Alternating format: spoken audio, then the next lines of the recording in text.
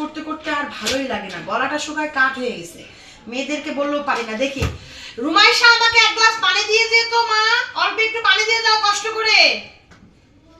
আমি রুহি, আপু আমাকে এক গ্লাস পানি দিয়ে যাও তো।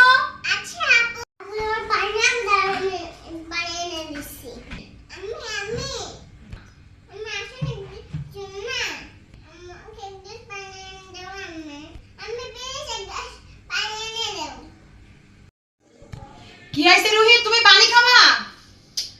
ইস, আমার তো উঠাই লাগবে এবার। দাঁড়াও আম্মু, আমি আনতেছি, বসো।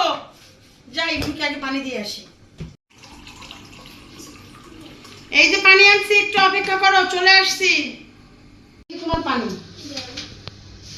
নাও। আপু, জিবু নিয়ে পানি। আমি এই নাও, পানি দিয়ে না নাও। কি হইলো এটা?